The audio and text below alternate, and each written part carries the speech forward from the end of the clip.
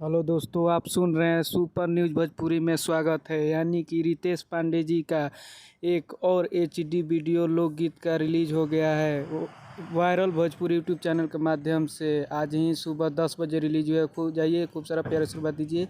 इस song का नाम है लाल घघरी। यानी कि इस सॉन्ग को खूब सारा प्यार आशीर्वाद दीजिए। ये रितेश पांडे जी गाए हैं और इनके साथ डुएट किए हैं अलका सिंह। यानी इस सॉन्ग को लिखे हैं बिट्टू विद्यार्थी जी और म्यूजिक से सजाए हैं विनय विनायक जी। यानी बहुत ही ब्लॉकबस्टर सॉन्ग होने वाला है। सॉन्ग का नाम है लाल घघरी। यानी कि रितेश पांडे जी का एक और ब्लॉकबस्टर रिलीज सॉन्ग हो गया है। जाइए BYRL भोजपुरी यानी कि वायरल भोजपुरी यूट्यूब चैनल के माध्यम से फुल HD वीडियो रिलीज हो गया है आज ही सुबह 10 बजे। जाइए, इस सॉन्ग को खूब सारा प्यार आशीर्वाद दीजिए और इस चैनल पर न्यू है तो चैनल को सब्सक्राइब करके बेल आइकन घंटी भी प्रेस कर लीजिएगा। लाल घघरी